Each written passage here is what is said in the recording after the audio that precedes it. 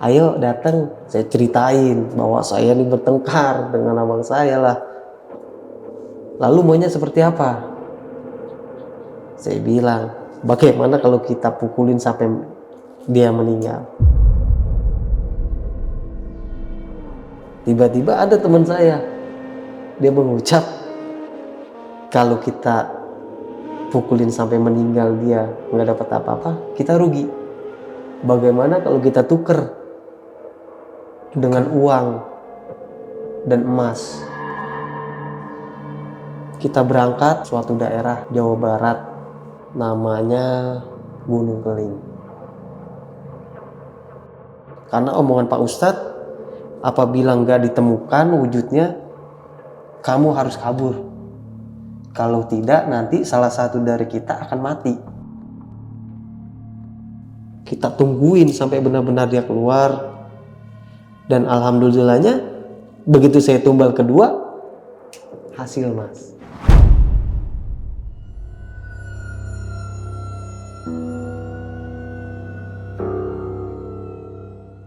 Assalamualaikum warahmatullahi wabarakatuh. Baik lagi bareng gua Rian di obrolan tengah malam. Semakin malam semakin seram.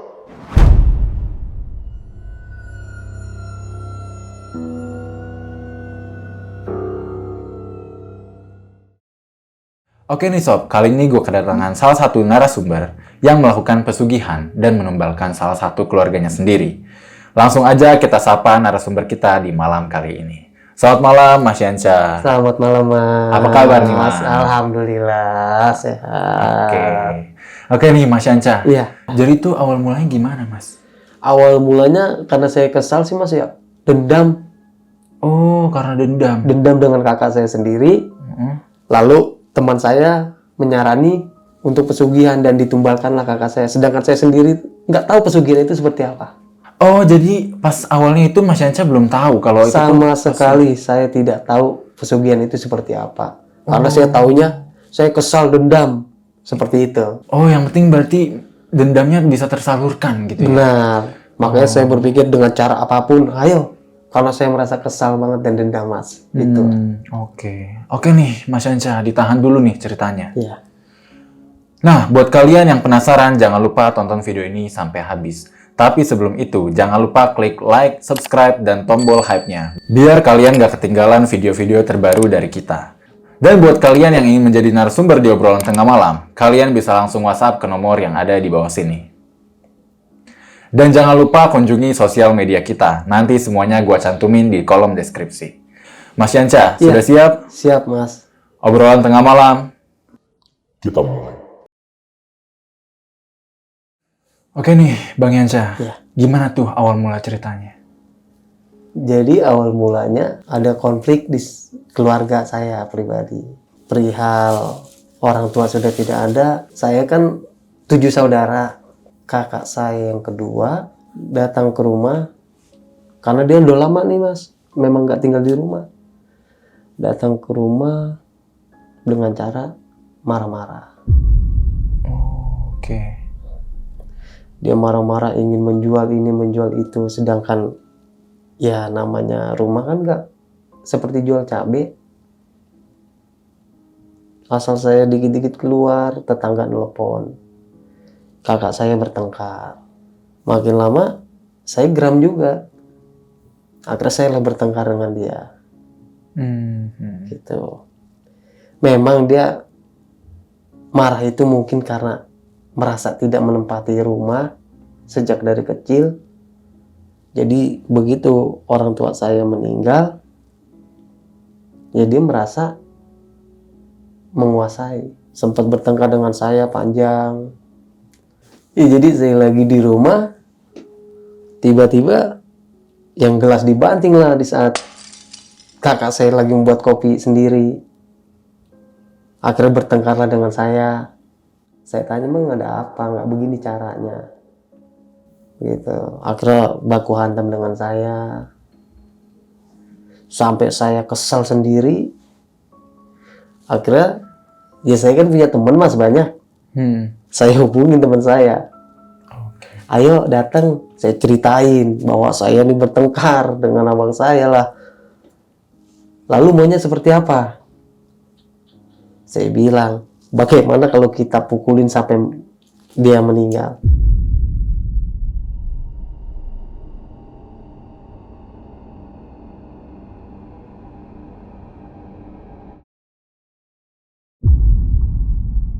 Tiba-tiba ada teman saya, dia mengucap, kalau kita pukulin sampai meninggal dia nggak dapat apa-apa, kita rugi.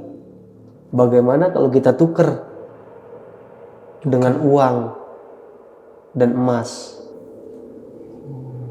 Saya makin bingung, kok bisa ditukar dengan uang dengan emas? Caranya seperti apa? Ada tempatnya.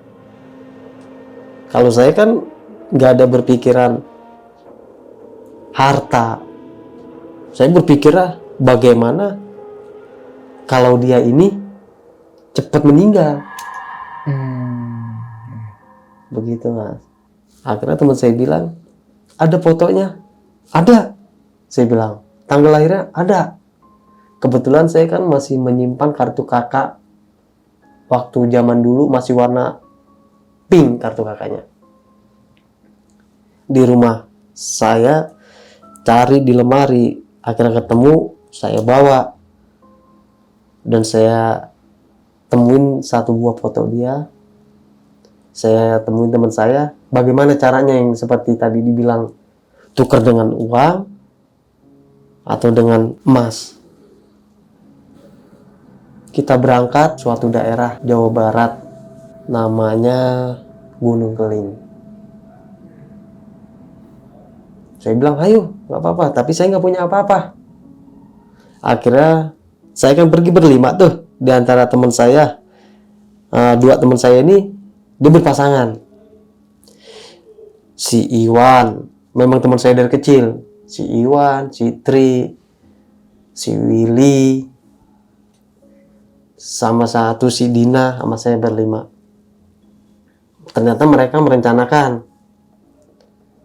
Akhirnya saya bersama kawan saya yang kelima itu memutuskan untuk berangkat.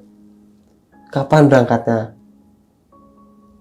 Oke, kita berangkat besok malam di jam 10 malam kalau saya nggak salah. Gunanya biar nyampe sana pagi. Akhirnya kita berangkat tuh Mas rame-rame menggunakan mobil, dan kebetulan mobil yang saya bawa saya. Karena saya saking semangat, ayo saya bilang juga. Karena teman juga udah membiayai, fasilitasi semua, ayo kita berangkat. Sesampainya di sana setelah subuh ya, saya habis berhenti istirahat sejenak, lalu subuh, lanjutkan perjalanan. Anehnya, kok teman saya bisa bilang, saya lupa di mana. Oke. Ya sedangkan ini udah setengah perjalanan. Saya bilang ya udah kita cari, yang penting nama gunungnya. Begitu Mas. Saya tanya satu persatu warga yang ada, anehnya mereka bilang nggak tahu, nggak ada gunung itu. Nggak ada gunungnya? Iya. Oke. Saya penasaran, saya masuk terus sampai jauh, sampai saya balik lagi. Teman saya yakinkan lagi, yang mana? Saya lupa. Ada suatu kang ojek pangkalan, saya turun akhirnya menanya. Saya sendiri akhirnya yang menanya. Saya tidak lagi menyuruh teman saya. Begitu saya tanya, Pak, maaf, saya mau nanya. Iya, nanya apa dek? Kalau Gunung Keling di mana ya? Jawaban Bapak ojek justru membuat saya aneh. Mau ngapain deh ke sana? Oke. Oh enggak Pak, ada urusan. Oh lurus saja masuk dalam. Begitu saya masuk ke dalam, saya tanya lagi warga sekitar. Dijawab lagi tidak ada. Oh, nggak ada. Iya Mas. Saya bingung kok. Ini teman saya sebenarnya bagaimana dia ngajak ke sini, gitu. Cuma kan tekad saya udah bulat ya, bagaimana caranya nih kakak saya lewatlah itu. Saya nggak peduli bagaimanapun caranya lah. Saya terusin sampai saya bilang, ini ada pertigaan. Ini kita udah masuk mas ya, udah masuk ke arah gunungnya. Walaupun dibilang nggak ada, tapi saya tetap yakin kayaknya ini. Nah, ada pertigaan jalan, saya berhenti. Lurus apa belok kiri? Oke. Akhirnya di situ teman tidak bisa menjawab. Kembali saya putuskan, Bismillah lah ke kiri, saya bilang. Oke. Gitu mas. Ternyata jalanannya itu memang susah untuk dijangkau. Tibanya di tengah perjalanan sudah di atas gunung, saya berhenti, niat hati pengen nanya, karena saya melihat ada bapak-bapak lagi mencangkul mas di sawah sendiri. Sebelum saya mau nanya, kok dia menatap saya. Langsung tanpa saya tanya, dia menatap. Akhirnya temen begitu sesampainya baru ingat, oh lurus, nanti ada turunan. Begitu saya ikutin arahan temen, benar. Yang anehnya mas begini mas, itu yang mau saya cari rumah Pak Ustadznya, ternyata bapak yang tadi sedang mencangkul sawah. Oh, berarti yang tadi ketemu ya? Iya, Oke. tanpa saya sadari. Tahu-tahu dia sudah ada dalam rumah. Oh, udah langsung ada di rumah? Sudah ada. Gitu. Sesampainya di sana, dijamuklah saya. Ditanya apa tujuannya. Akhirnya teman saya menjelaskan bahwa dia yang udah pernah ke situ, dia menjelaskan.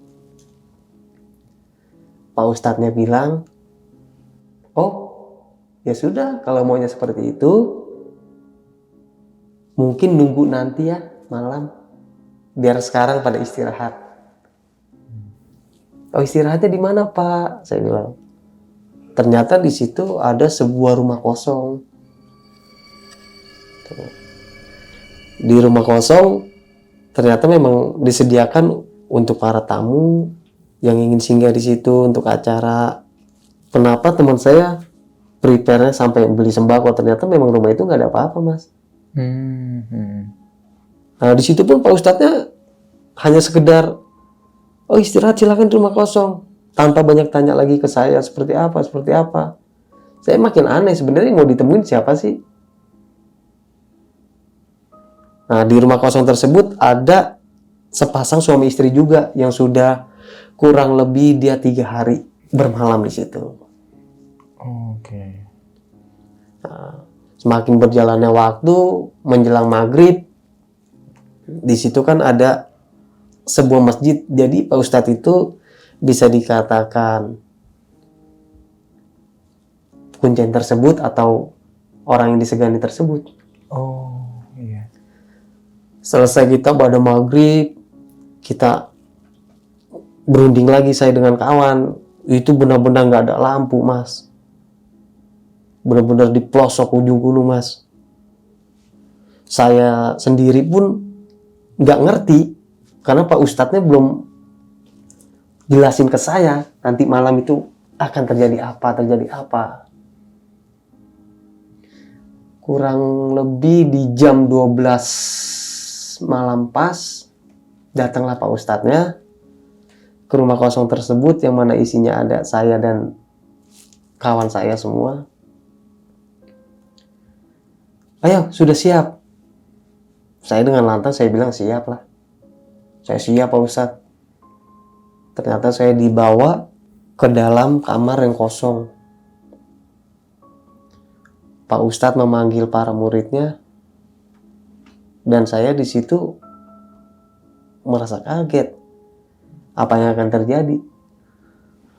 Ternyata Pak Ustadz meminta untuk muridnya menyediakan kain kafan mas. Kain kafan? Iya. Oke. Saya tanya Pak Ustadz, kain kafan ini untuk apa? Oh, nanti kamu tiduran di kain kafan. Lalu ritual akan disegerakan. Nanti kamu saya ikat sebagaimana layaknya kamu pocong. Oh, saya makin tanya-tanya. Oh, lalu Pak Ustadz, ya nanti kita ini menganggap bahwa kamu ini sudah meninggal. Lalu bagaimana Pak Ustadz kalau memang saya benar-benar meninggal? Enggak, nanti di saat ritual itu saya kasih tahu bahwa kamu nanti setelah diikat, kami tinggal dan kami sholatkan, kamu akan ditemui satu sosok. Satu sosok makhluk halus. Oke. Entah dia berwujudnya seperti ular atau perempuan.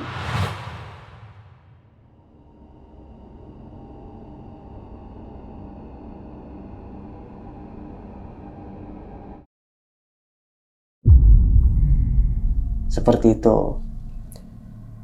Akhirnya teman saya semua dipanggil, udah siap ya? Ayo kita lakukan. Sholatkan. Saya disolatkan, Mas. Dalam keadaan saya benar-benar saya tidur. Saya sudah dipocongin. Disolatin. Bahwa dianggap saya sudah tidak ada. Tapi Pak Ustadz bilang, foto yang tadi mana? Yang kamu mau tukar. Seperti itu. Selesainya ritual, saya ditinggal di kamar sendiri. Dan di posisi itu saya sendiri pun merasa benar-benar kok benar gelap, nggak ada apa-apa, Mas. Sesekali saya mendengar suara seperti ular datang dengan dauman dia yang menjalar lidahnya, Mas. Nah, sebelumnya Pak Ustadz memang bilang, nanti kamu dibatasin hanya sampai di jam 3. Kalau di jam 3 kamu enggak bertemu dengan sosok yang saya bilang, kamu harus buru-buru keluar.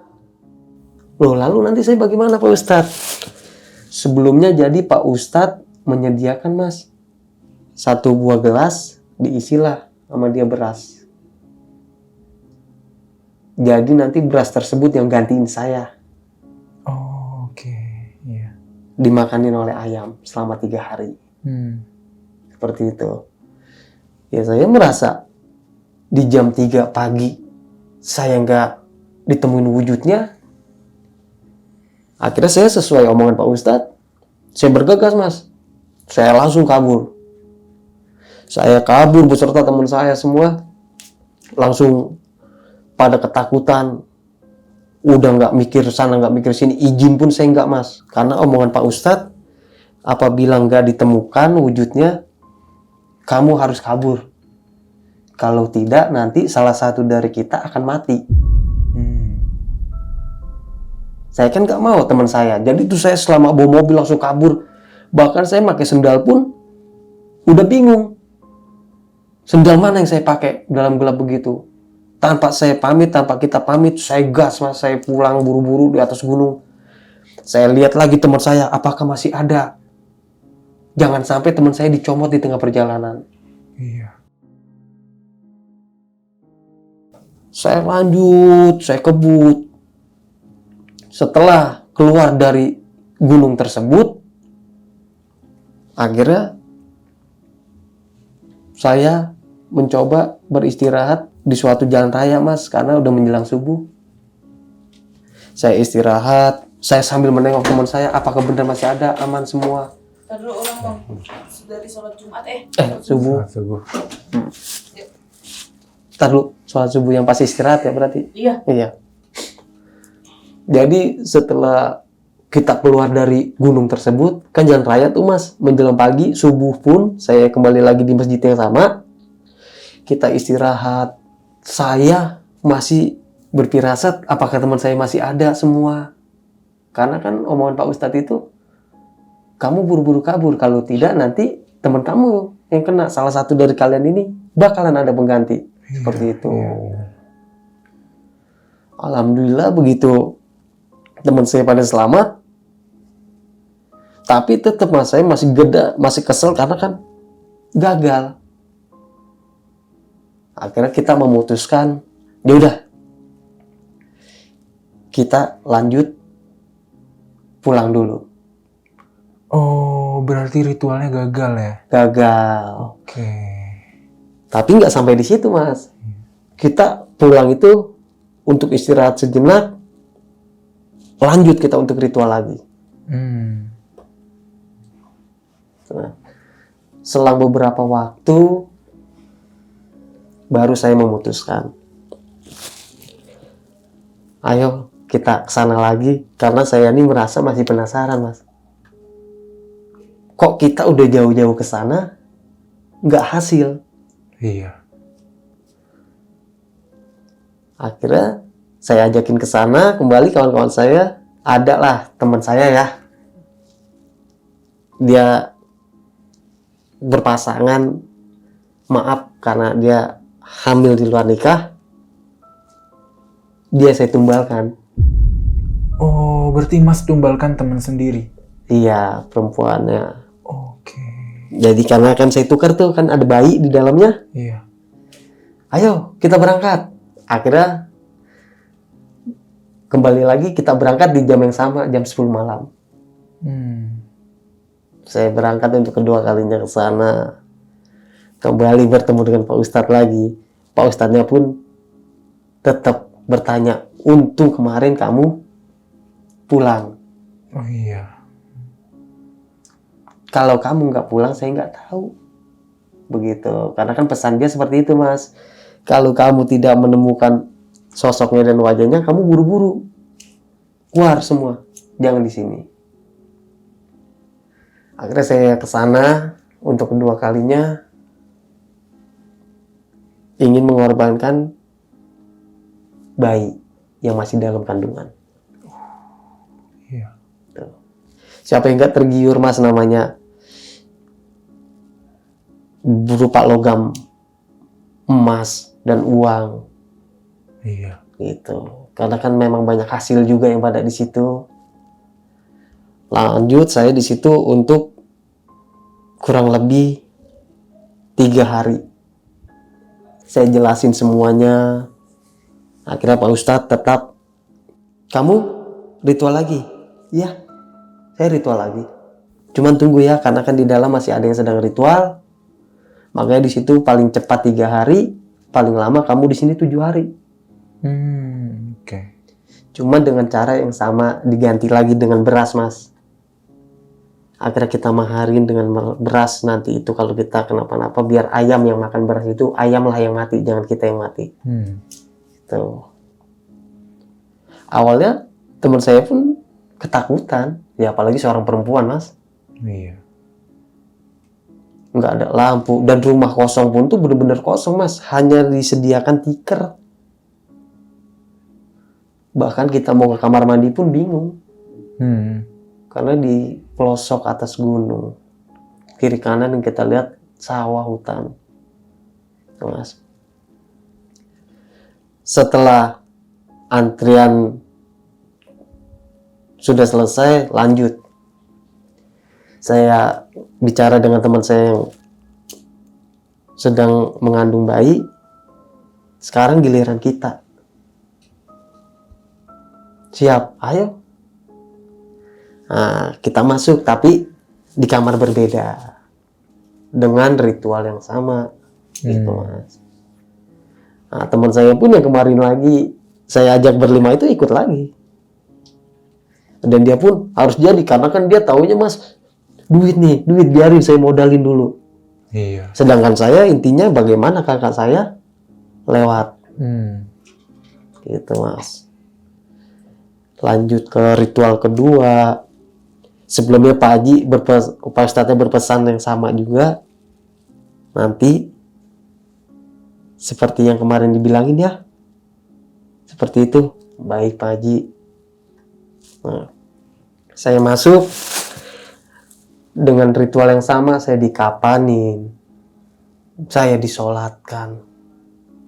Bahkan di situ Pak Haji membakar kemenyan semua. Jangan lupa nanti kalau kamu ditemui, kamu harus minta dengan segera. Kalau memang gak ditemui, ya kamu harus buru-buru pergi. Yang penting lepas dari situ, kalau Pak Ustadz yang bilang sih, jangan sampai pagi. Pagi itu maksudnya jangan sampai setelah subuh baru keluar dari situ. Oh, berarti pas matahari terbenam, Iya, terbit gitu terbit. ya? Nah, Sebelum terbit, kita harus sudah meninggalkan, Mas. Itu acuannya Pak Haji. Oke. Makanya saya bilang, maaf Pak Haji, bukan saya yang nggak mau pamit. Iya, kan saya yang bilang, kalau tidak kamu nanti mati. Makanya saya ganti dengan ayam.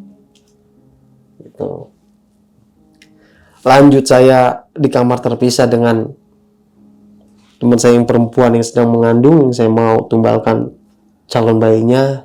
Dan hal yang sama saya rasakan juga, lagi-lagi saya tidak ditemui dengan wujudnya, Mas.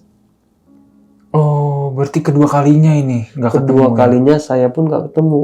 Oke. Nah, saya masih penasaran. Begitu nggak ketemu, saya keluar.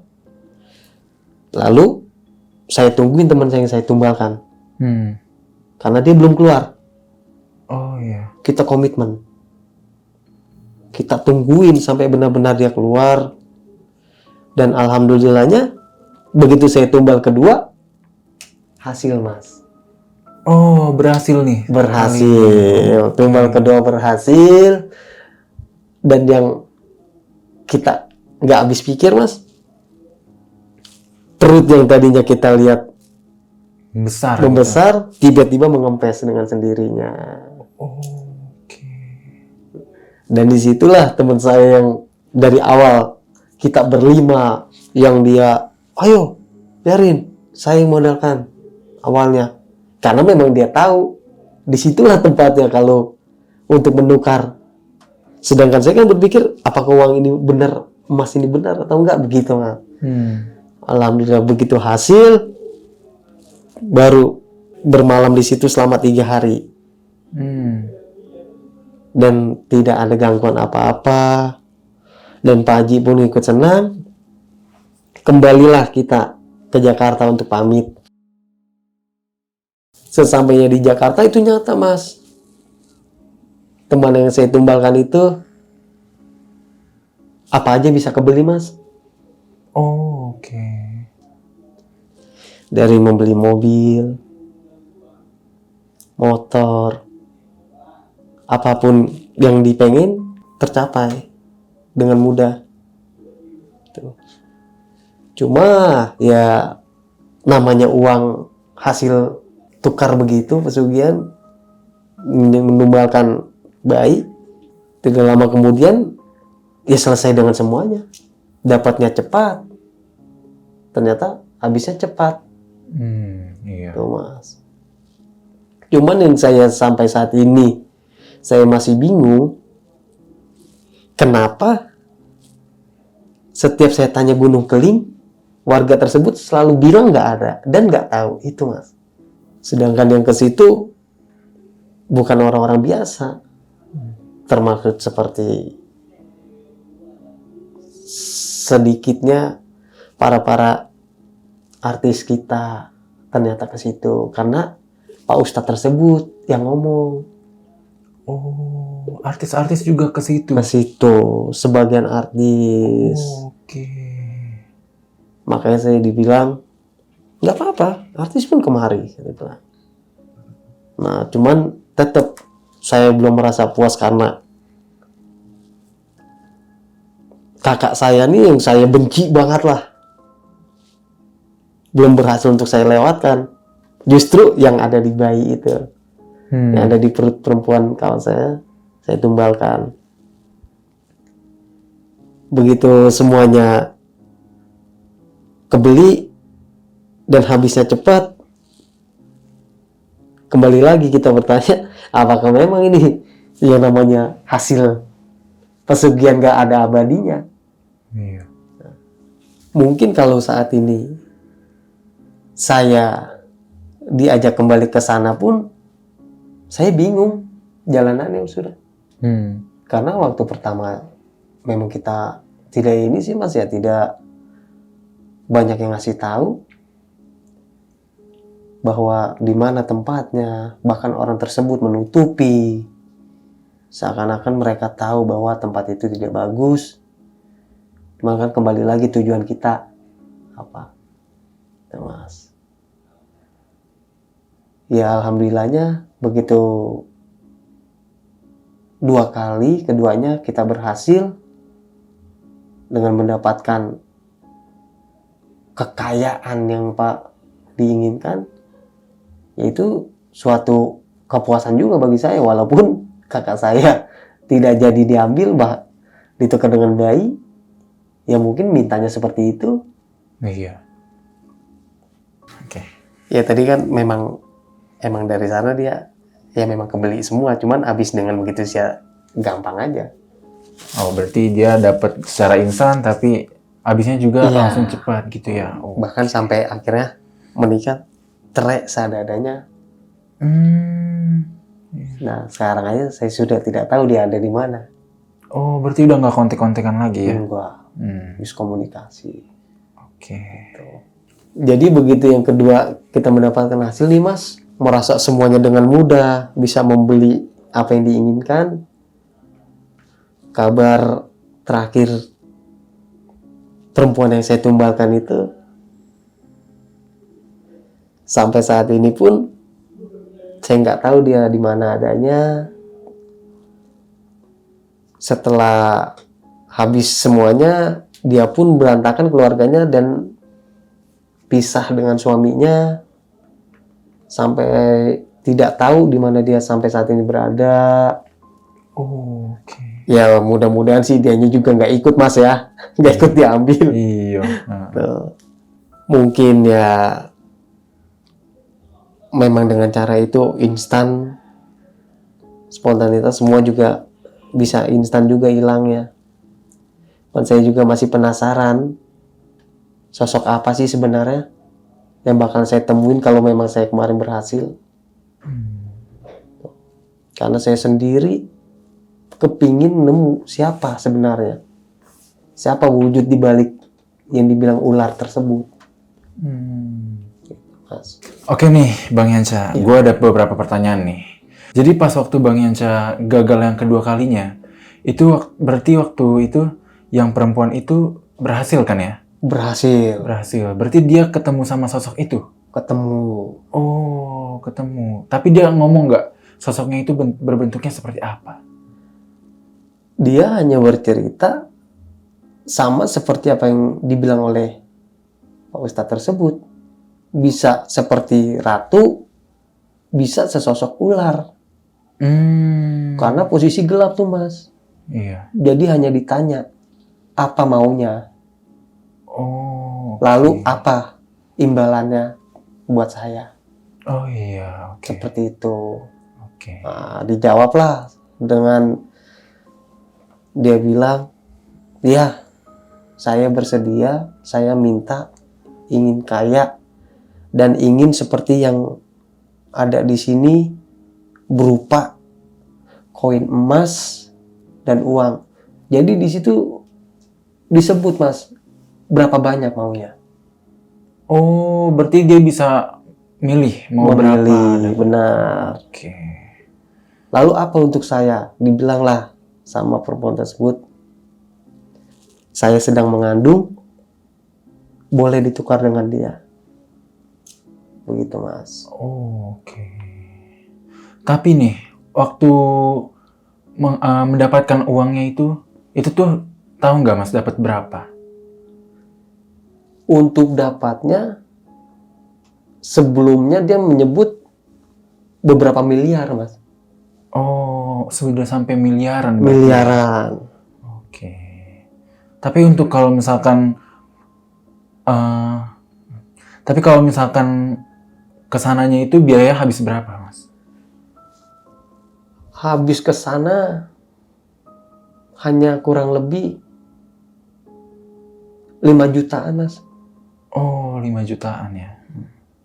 Berikut untuk mengasihi Pak Ustadznya sebelumnya. Jadi modelnya mahar sih Mas ya, mahar bahasanya. Mahar itu harus ada yang dibeli, yaitu mungkin ngebeli yang tadi saya bilang tukar, kayak nyawa saya ditukar dengan beras.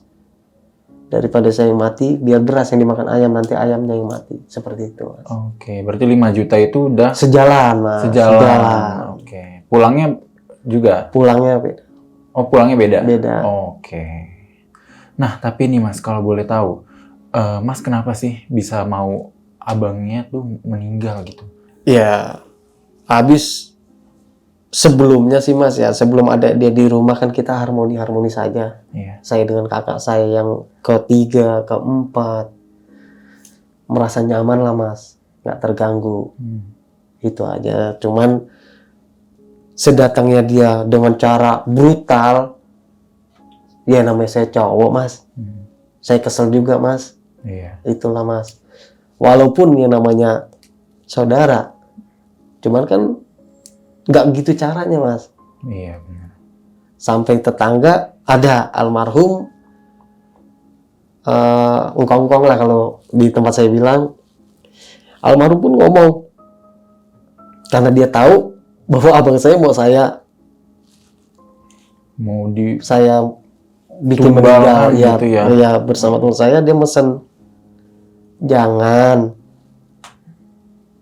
ntar lu juga yang repot seperti itu. Tapi tetap saya bagaimana caranya, karena yang saya pengen kan adem-adem aja Mas, kita harmoni.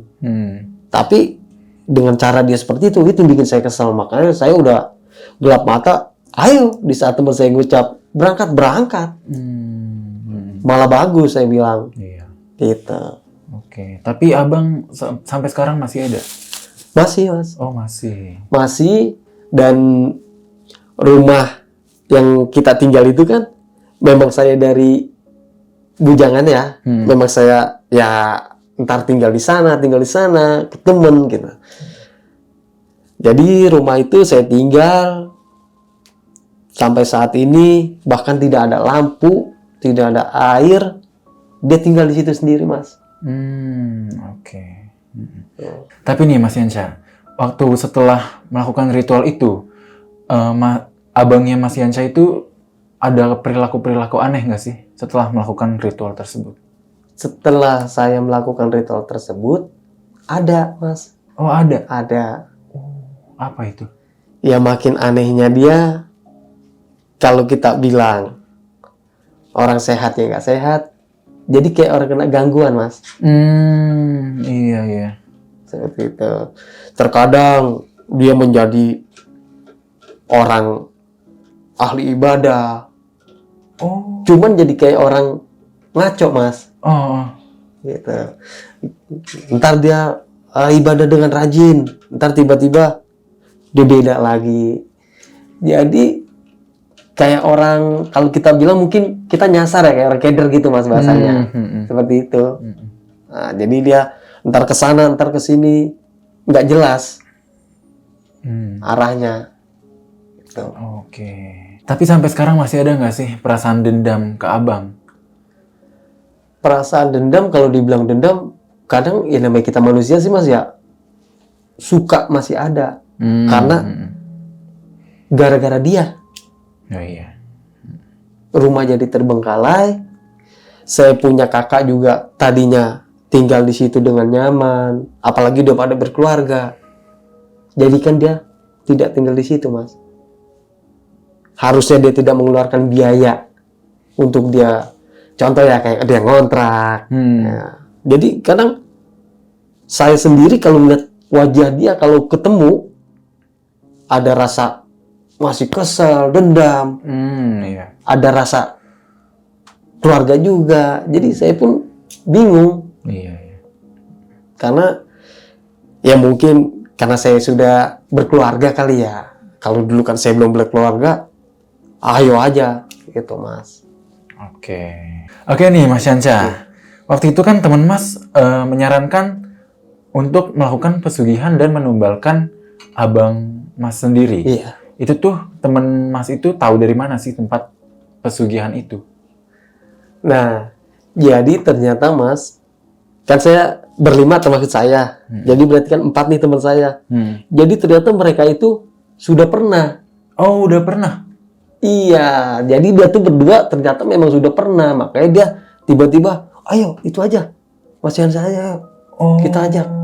Nah, kalau saya memang gak tahu menau, makanya saya tanda tanya, kok kenapa nih teman saya bisa langsung mengarahkan saya, ayo kita tukar, tumbalkan dia, seperti itu Mas.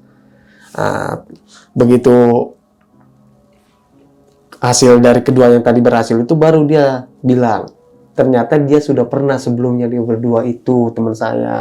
Oh, dari 4 orang ada 2 yang pernah melakukan pesugihan. Benar. Dan itu pun dengan pasangannya juga. Itu Mas.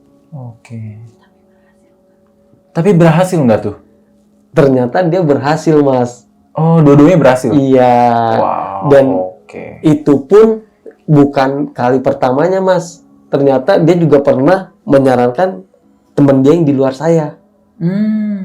Setelah dengan kejadian itu dia buka tuh Mas, ternyata teman saya yang ini juga diajak. Akhirnya kita semuanya jadi pernah sana iya. Dia hasil sampai dia menikah dia menyewa satu buah gedung yang lumayan ternama Mas di Jakarta. Kalau saya nggak salah di gedung Kementerian Sosial. Oh, oke. Ternyata hasil dia dari itu. Karena saya kan tahu Mas, teman saya ini kerjanya seperti apa sih? Kan nggak mungkin Mas langsung bisa dia beli ini, beli itu. Iya. Nah, sampai dia menikah di gedung, nyewa gedung aja kan ketahuan Mas. Apalagi kan dia dengan adat ini dengan itu, seperti itu Mas. Oke. Tapi ada nggak sih respon dari keluarga Mas Yanca pas tahu kalau misalkan Mas Yanca itu menumbalkan abang kedua dari Mas Yanca ini? Apa sih responnya? Kalau keluarga nggak ada yang tahu Mas. Oh, nggak ada yang tahu. Iya, karena dia kan taunya saya ini maaf ya, orang yang nggak pernah berbau-bau dengan hal seperti itu. Karena kan memang dari kecil saya dididik ngaji. Untuk belajar agama semuanya. Mungkin ya kalau tahu ya mereka juga marah sama saya. Iya. Walaupun kesal dengan kakak saya yang kedua, tapi nggak gitu caranya. Ya, cuman saya kan berbicaranya gimana jalur singkatnya tanpa harus tangan saya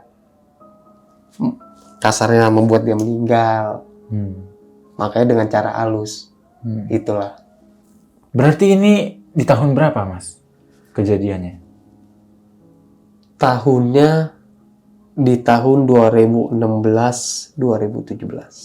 Oh, udah lama ya? Udah lama Mas. Udah hampir 10 tahun berarti. Iya, ya? kurang lebih. Oke nih, Mas Yanca, terima kasih banyak udah mau cerita di YouTube Obrolan Tengah Malam. Sama-sama. Kira-kira Mas Yanca ada pesan gak nih buat teman-teman yang nonton di malam hari ini? Untuk pesan kepada teman-teman, ya kalau ingin kaya, ternyata memang jangan dengan cara seperti itu. Karena kan biar bagaimanapun menurut agama tidak diperbolehkan sirik. Nah, kenapa sih saya sendiri menumbalkan? Ya karena satu mungkin karena saya masih bujangan, masih gelap. Seperti itu aja sih Mas. Intinya ya kalau bisa janganlah. Alhamdulillah saya masih bisa duduk di sini, masih selamat. Karena resikonya cukup tinggi. Iya, benar. Dengan cara saya dikapanin, itu dengan mata kepala saya sendiri saya melihat. Saya dikapanin, saya dijadiin pocong. Nggak mikir imbasnya tuh. Kalau benar-benar terjadi, saya yang lewat, ya. Intinya banyak-banyak perluas sabar, kedewasaan, jangan selalu mengambil jalur singkat. Itu aja sih Mas. Oke nih Mas Yanca, terima kasih banyak nih. udah Sama-sama cerita. Mas. Oke, itu aja dari gua Rian. Gue pamit undur diri, saksikan video-video berikutnya. Wassalamualaikum warahmatullahi wabarakatuh.